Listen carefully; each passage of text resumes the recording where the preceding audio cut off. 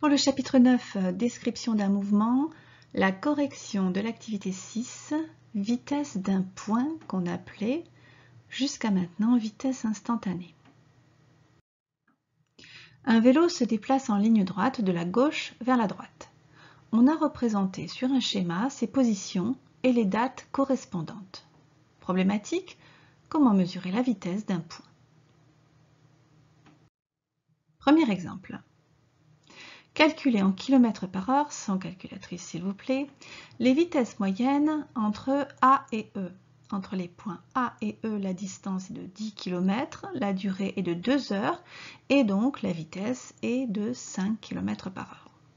Entre A et B, on a une distance de 2,5 km et on a une durée d'une demi-heure. Donc si en une demi-heure, le vélo parcourt 2,5 km, en une heure, il parcourra 5 km et donc sa vitesse est de 5 km par heure. Entre C et E, on a encore une fois une distance de 2,5 km, une durée de la demi-heure et du coup, la vitesse entre C et E est également égale à 5 km par heure. Conclusion sur cet exemple. La vitesse moyenne est la même sur chacun des tronçons. La vitesse est constante, les distances parcourues en des durées égales sont constantes. Second exemple.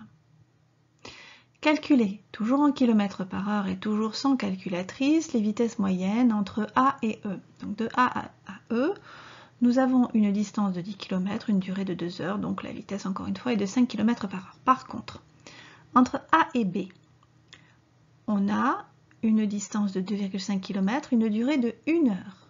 Et donc là, la vitesse entre A et B, elle est égale à 2,5 km par heure. Entre C et D, nous avons encore une fois 2,5 km de distance parcourue. Par contre, la durée est de 25 minutes, c'est-à-dire 25 sur 60 heures. Donc on doit effectuer 2,5 divisé par 25, le tout multiplié par 60, et on obtient 6 km par heure. Entre D et E, maintenant, on a une distance de 2,5 km et on a une durée de 5 minutes, soit 5 divisé par 60 heures. Et on trouve donc 30 km par heure. La vitesse moyenne sur la totalité du trajet, elle est toujours de 5 km par heure. Par contre, la vitesse moyenne sur chacun des tronçons est différente, elle n'est pas constante. Les distances parcourues en des durées égales ne sont pas constantes. Et donc, on peut calculer les vitesses sur des petits tronçons.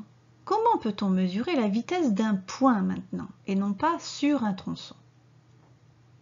Si on considère des distances de plus en plus petites, on pourra s'approcher de la valeur de la vitesse à chaque instant. Troisième exemple.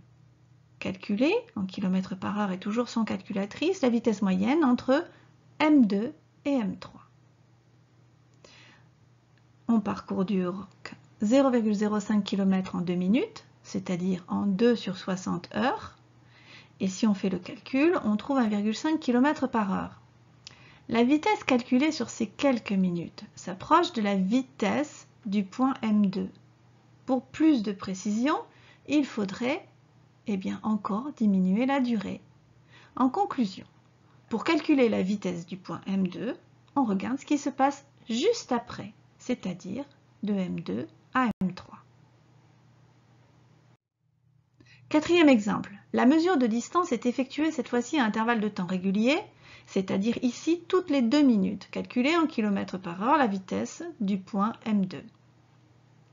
Donc d'après ce qu'on vient de voir précédemment, on va regarder ce qui se passe juste après M2.